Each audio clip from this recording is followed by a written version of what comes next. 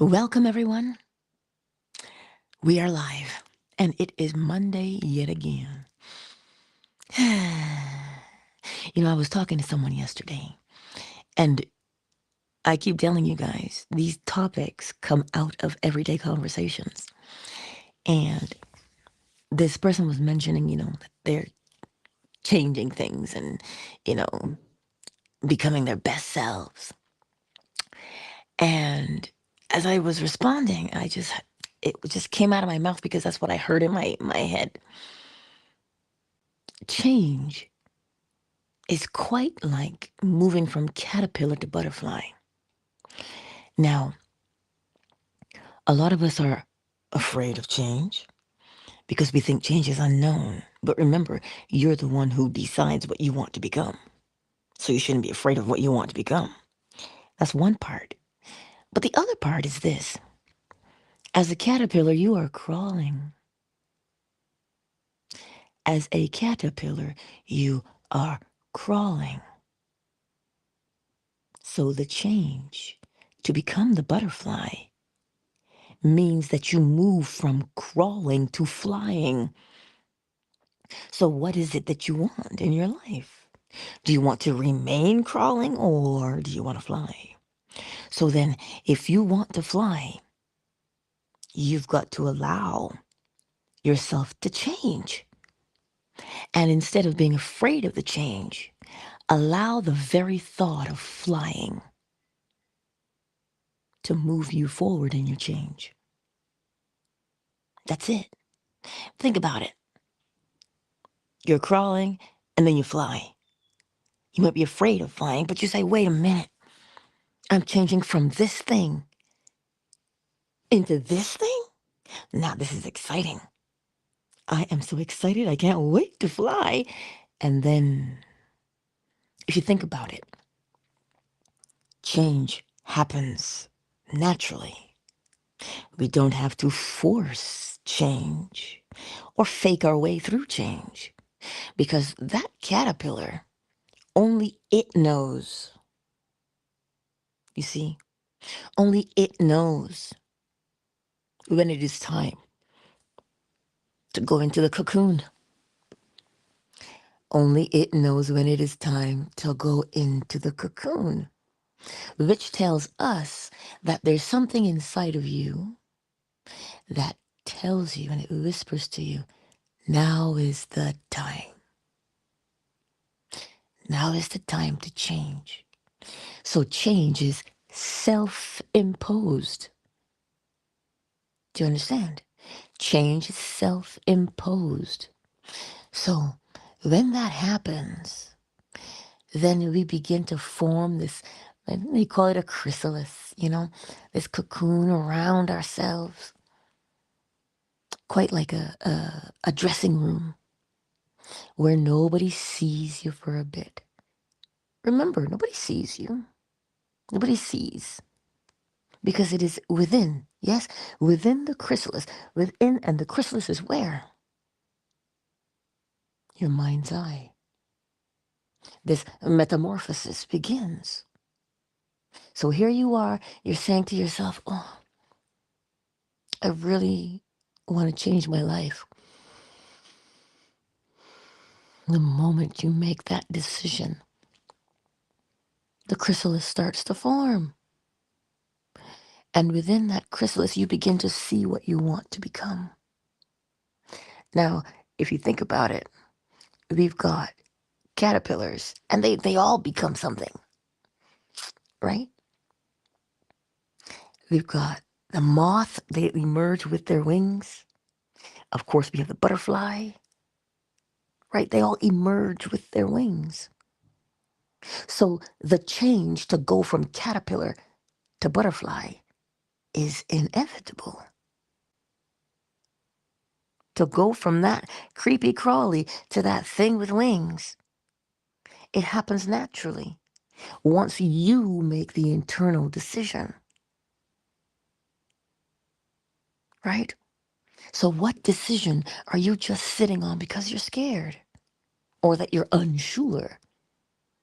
You don't have to be unsure. You don't have to be afraid, but you must define. Just like it has wings, that has already been defined. Remember, every cause has its effect, and every effect has its cause. So whatever that thing is, because remember also the principle of polarity, it starts off as that caterpillar. You can't tell what type of caterpillar sometimes because we don't know all the species. But if you watch it, it will only emerge as what it is. You understand? It's not going to come out a kitten. No, it starts as a caterpillar. It's going to come out with wings.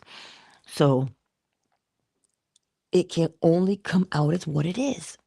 This is why when you define your change, when you say, this is what I want to become, you have to know that when you say, this is what I want to become, you've chosen. Allow it, because you will go through particular stages naturally. You don't have to force your change. You will find that perhaps you become more reclusive. You just want to be, oh, pardon me, you just want to be alone. But then something will happen and you'll say, oh, I think it's time to reconnect now. This involves knowing yourself, because you'll begin to feel the subtle changes as they happen and you'll go with them. Because how does the caterpillar know that it's time to come out? Only it knows, right? Only it knows. And it has a, Habakkuk 2 verse 3. Every vision has its appointed hour. It will ripen, it will flower. If it be long, wait, it will not be late. So the thing that you said you want to become has an appointed time. Chickens, as we know, 21 days. I tell you, sometimes that's the longest 21 days of my life, but it's 21 days nonetheless, right? So this thing that you want to become has a set amount of time. Your job is not to check the watch. Your job is to remain still and focus so that you can feel the undercurrent of the change as it happens, so that you'll know what action to take. Remember, every cause has its effect and every effect has its cause. And that space in between, going from what you presently are to what you want to become, that space in there, that space is already known. It has its own time frame. It has its own way of unfolding, which means you don't get to be concerned with the how, because we cannot see that space in between. We know it's there. Clearly, we know it's there when we go from this to this thing. When we go from this to that, there's obviously a space, but we do not see the space. And this is what scripture means when it says that God's ways are beyond knowing. That's all it means. It means that God sees the space in between. Now, again, God is just a word. Just a word. But the space in between present to becoming, if you allow yourself to feel, you will get a sense of what to do next. And it looks like you're being led. Yes?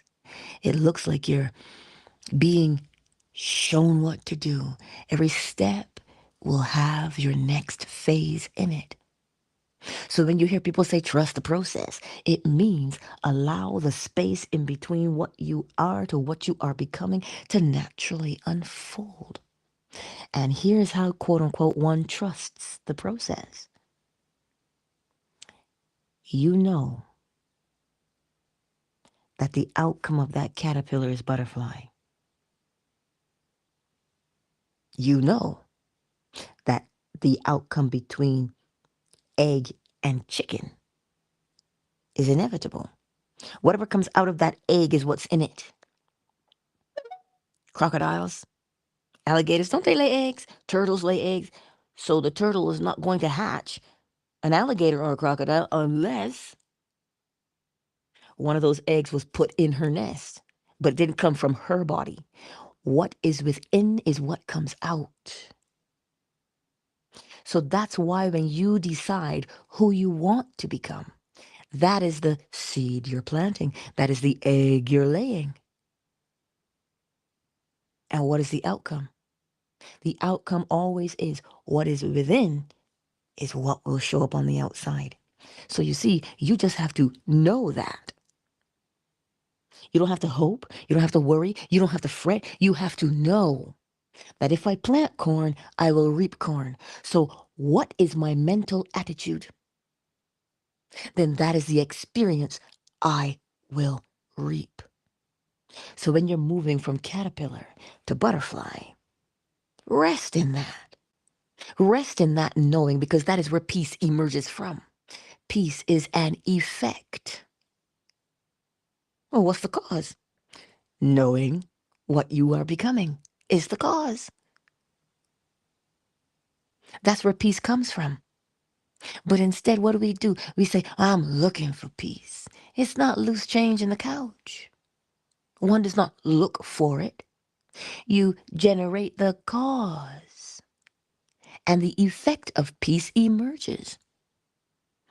So it is the knowing that what you say you are is what you will become that brings one peace of mind. It's as simple as that. Oh, but Angela, I don't know if I can let go. Nobody's asking you to let go. But you are being asked to focus. Well, how do you do it? Well, what do you want to become? What do you want to become? Well, you look at your life. What are you presently doing? Because there's something you're doing that you're not quite pleased with. There's a behavior that you have that you are displeased with.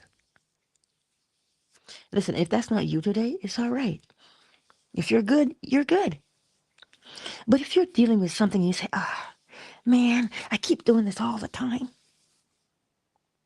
Why does this keep happening to me? That is the very first clue that you have discovered something you don't want to be. So when you look at what you presently are and you say, I don't want to be that, then you must use that thing to define what you want to become. Oh, yes. If you say, I'm tired of being late all the time. I'm tired of people telling me, man, you're so unreliable. You never show up on time. You're going on CP time. You're tired of hearing that. You want to get there and not, you want to get there and be a part of things instead of straggling in late. Okay. So what do? What do? You plan a little bit more.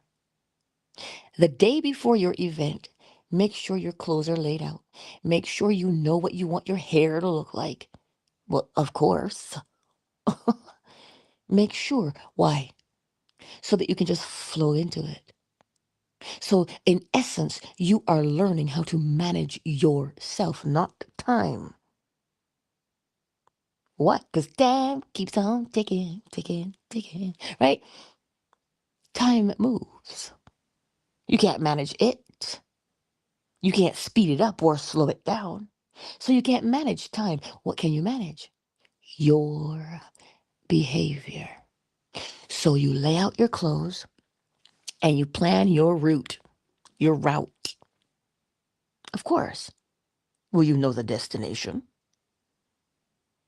You know the destination. You pop it into your GPS and it tells you how much time it will take for you to travel there. And you get all that done.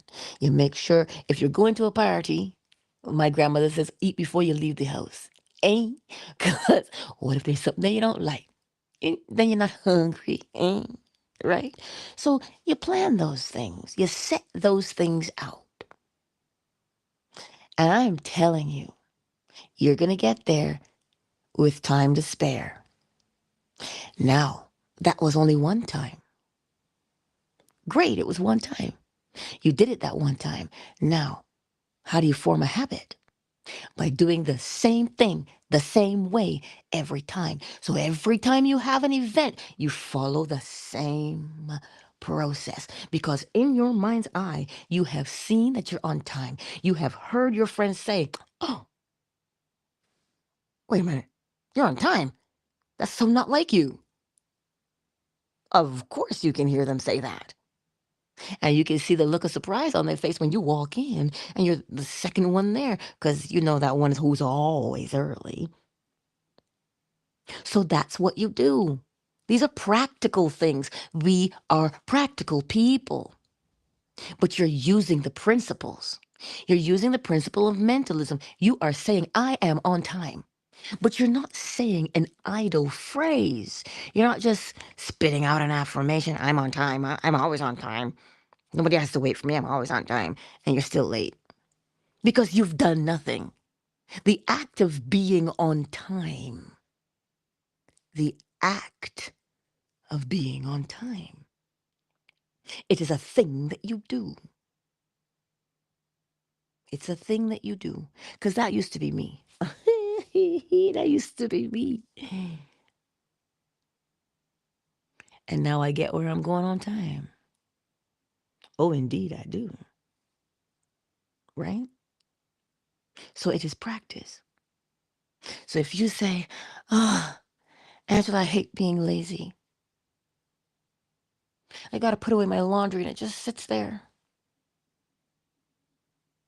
Well, how big is the load you're putting in the washer and dryer?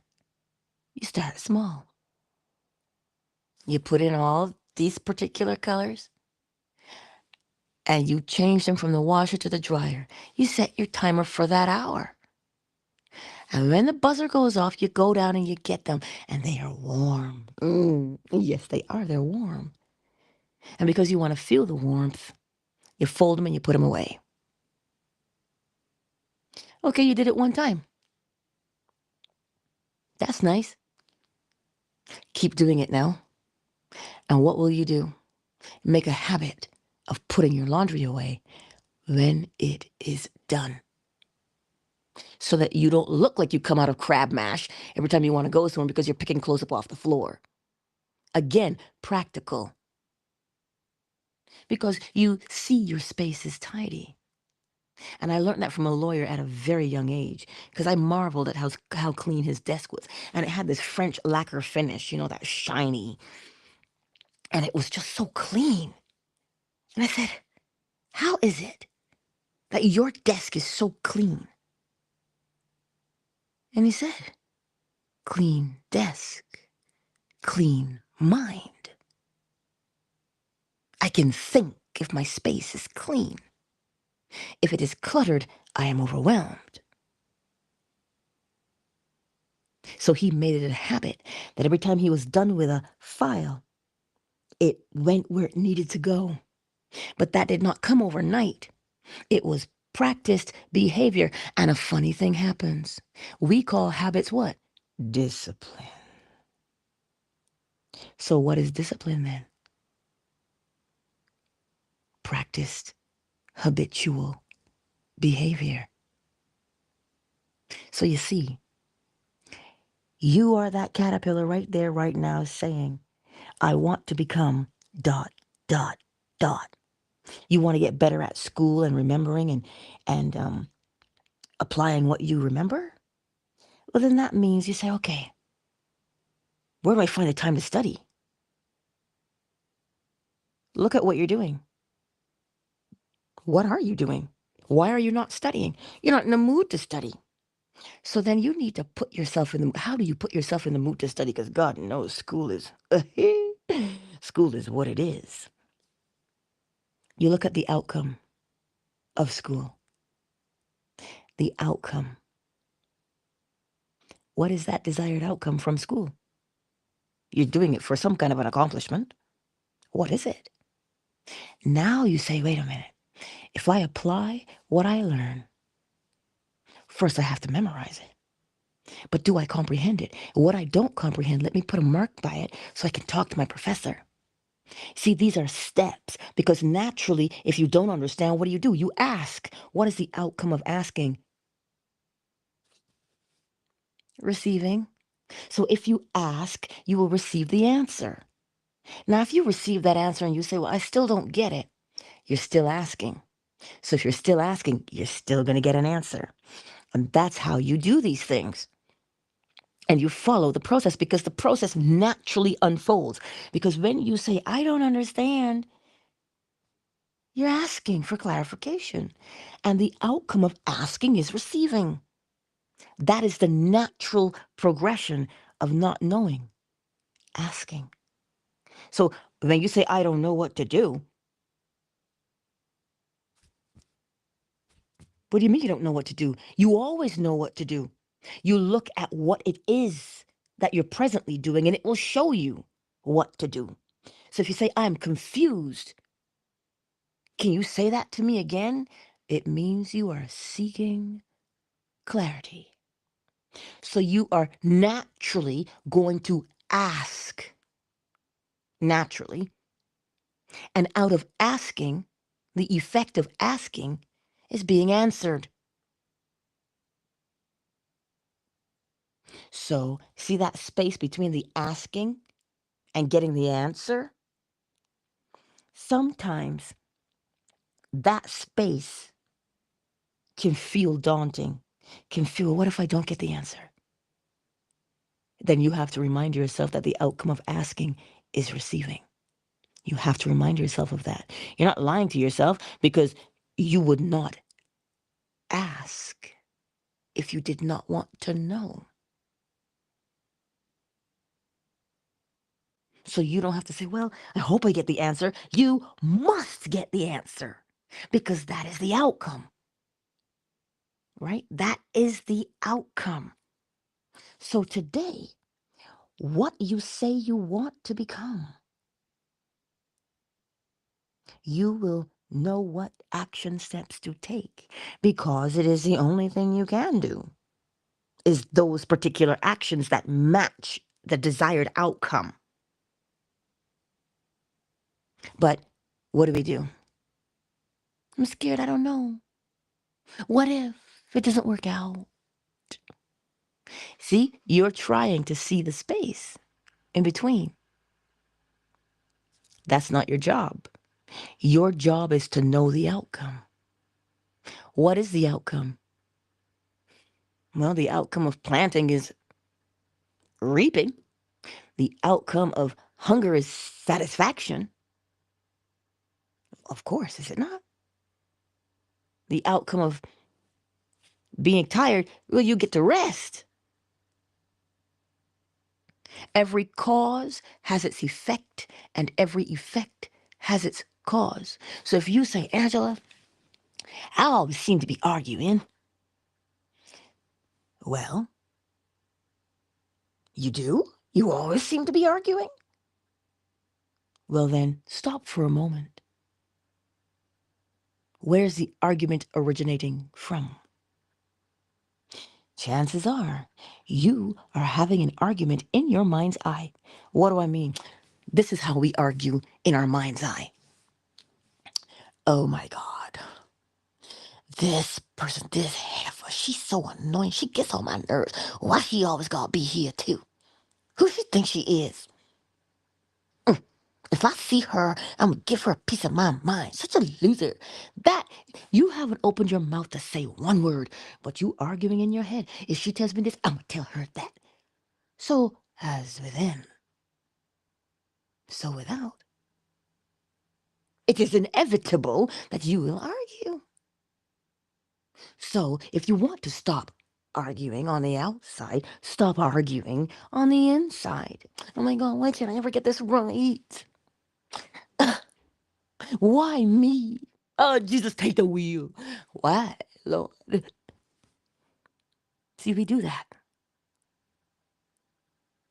So to stop doing that,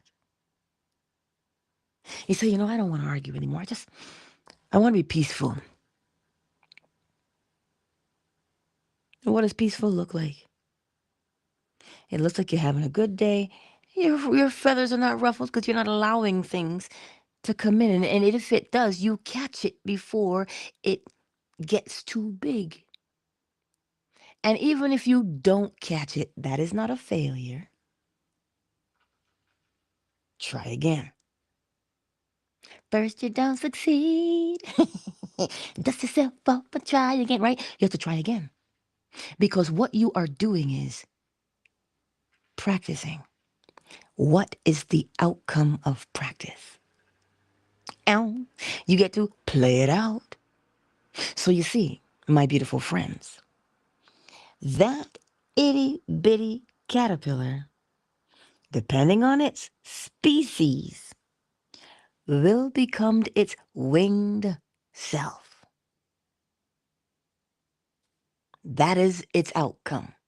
The change that you want to see originates from within yourself because you tell yourself what you want to become and you see it in your mind's eye.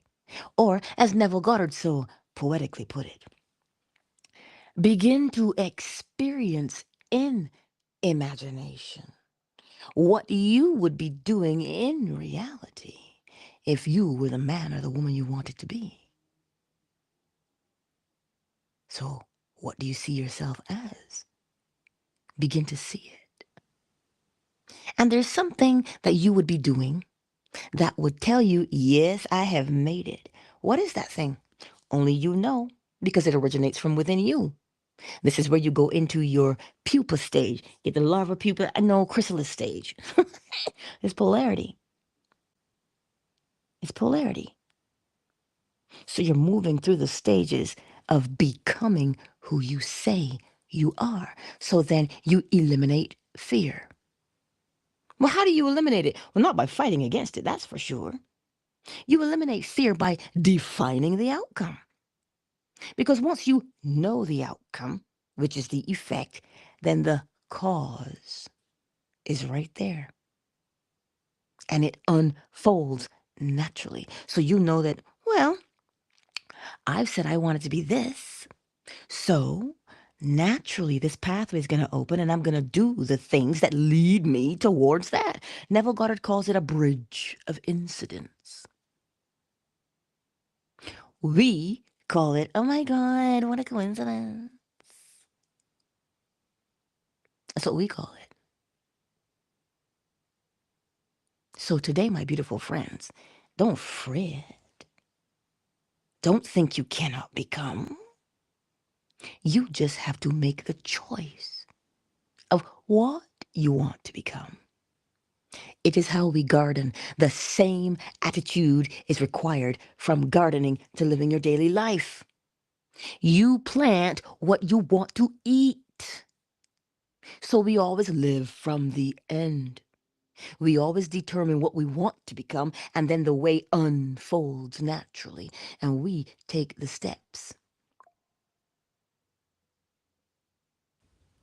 This is just what we do. It is what we do. So today, my beautiful friends, when you go out into this world, what stage are you in? Can you spot it? You see, because sometimes, I know because people say, well, I want to be in alignment. You see these principles, these laws, mentalism, correspondence, vibration, polarity, rhythm, cause and effect, and gender, they cannot be broken.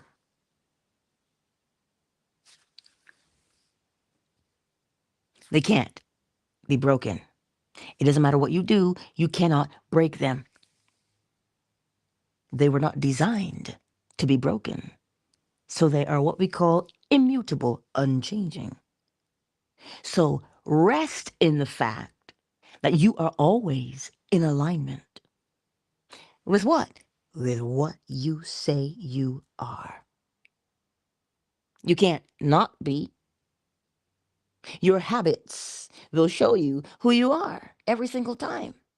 So then you are in alignment with who you say you are. So when you make a change, you change, and now you are in alignment with that thing you say you are becoming. And how do you know that you're in alignment? Your actions will match. Dr. Joe Dispenza calls it heart brain coherence. The thing that you feel yourself to be, which is heart, matches the image in your imagination, your mind's eye.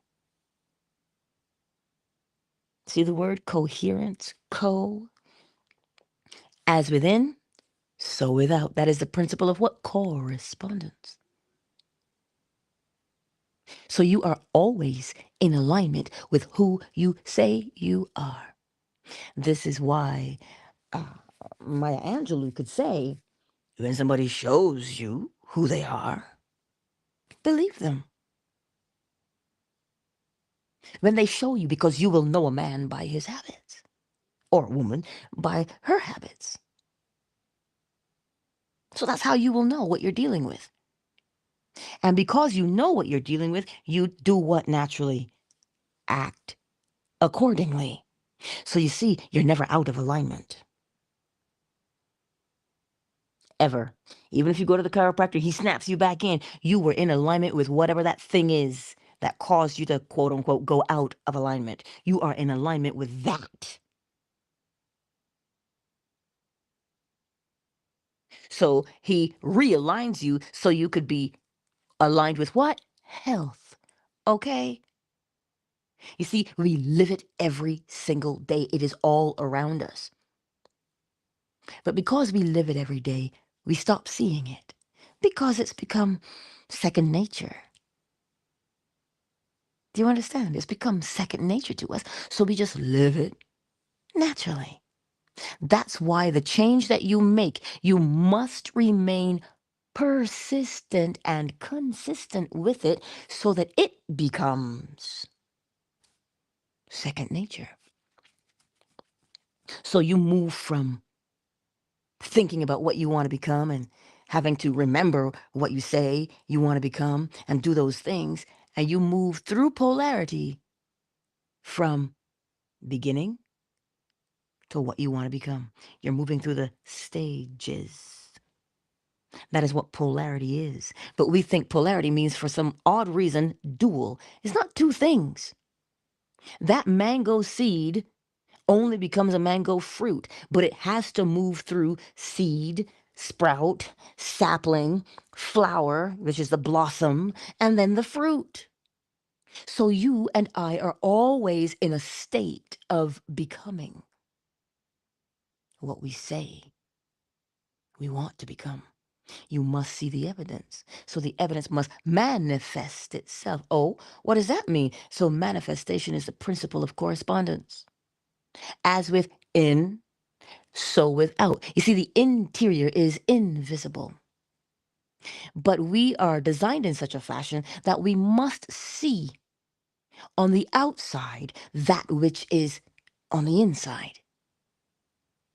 Manifest. It's not woo-woo. It is law. So today, my beautiful friends, I don't want to call you caterpillars, because it's not a bad thing to be a caterpillar. One does not remain a caterpillar. So you see, to get yourself through the stage, you become excited about who you say you are becoming. I'm gonna get my wings. I'm gonna get my wings. Meaning I've changed. I'm changing my life and it feels good. I might be a little bit scared, but that's natural. It is not unknown because I have already decided who I want to become. So it is inevitable for me to become it, and I will see every step I'm supposed to take. This is how you talk yourself through these things. Because if you think about the alternative, sometimes we say to ourselves, oh my God, I don't think I can do this. What if I'm not good enough? What if they think I'm a fraud? What if they Oh, well, you're just having two conversations. One of those conversations is aligned with who you say you want to become. The other conversation is aligned with who you presently are. Which one do you want? Well, then that's the conversation to have. Either way, you're going to become a butterfly. You just want to choose which one. Which one? And there's only beauty. There's only beauty. So you might as well pick that one because it's the only one there is. Really and truly. But in order for you to know that beauty is all there is, you must know that that beauty is within. As within, so without. But if we keep looking and seeing the atrocities, you don't turn a blind eye to atrocities. That's not what I'm saying to you. I am saying to you, atrocities are projected from within to the outside. Because that's what happens. As within, so without. So if your thought process is, oh my God, all this violence, you are thinking of violence. You're thinking of violence. You're rolling around in the thoughts of violence as if they were rose petals. So what do you think you're going to see outside? Because it's in your mind. That same phrase that you say to someone, oh my God, I was just thinking about you and you called me. It is the same for everything. I keep seeing the vehicle I want. It's the same thing. You got it in your mind, you're going to see it on the outside. So then, that tells us, begin to foster the beauty, the compassion, the empathy within yourself. Well, how do you do that? I don't know. How do you spend time thinking about violence and rage and things? Yeah, exactly. It's the same principle. So, today, my beautiful friends, because I don't want to preach, I don't want to ramble on, because you know, time. Identify where you presently are in your life. And how do you identify where you presently are? By looking at your present actions. That is step one. And you don't look at where you presently are to judge it and say, oh my God, I should know better. No, that's not what you're looking for or at or why you're looking at it. You're looking at it to see where you are so you can formulate where you want to be. If you say, ooh, I don't like that. I don't like doing that. So I'm going to do this instead. Step two, begin to experience in imagination what you would be doing in reality if you were no longer doing that old thing. What would you be doing instead? Begin to see that. Begin to rehearse that behavior because now you've gone into the chrysalis. Oh, yes, you have. You've gone into the chrysalis now. It is the imagination. You're seeing yourself as to what you can become. You're seeing it. You're seeing your wings, and you're like, yeah, this is who I want to be. Step three, rehearse it. That thing that you'd be doing. Because that thing, which would be the wings, when you come out and you flap the wings and you say, oh, I got me some wings. You don't need to see it on the outside. It doesn't need to see its wings. Seeing doesn't, you know you have them because you can fly. So you need to see them to know that you can fly? Or do you just need to fly? Because you know you went through all the stages. And because you emerged from the chrysalis, well, you can only be one thing, which means you've got the wings. Oh, but I don't know if I believe that. I have to see it to believe it. Nah, you have to flap them to know that they're there.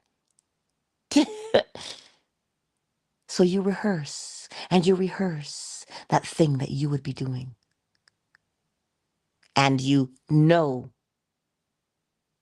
that the outcome of rehearsal is action. But how would you act? What you have rehearsed is how you act. You know this. That is step 3. And step 4,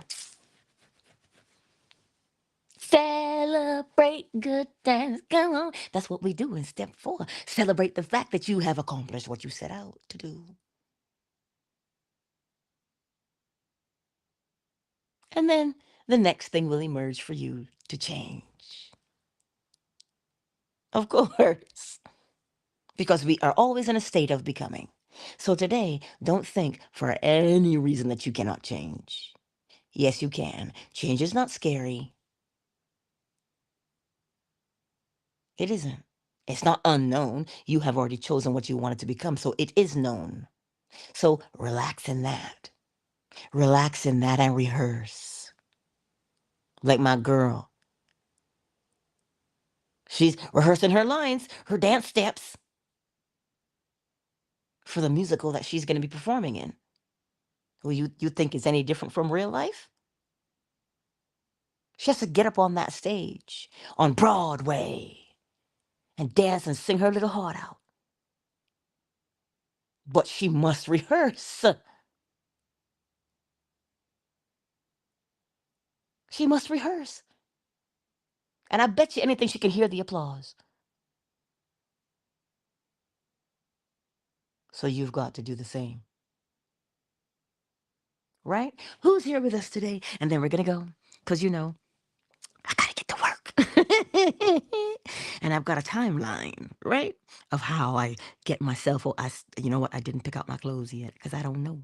But it probably will be pink or purple because, those are my colors. Anywho, well, hello, Liza.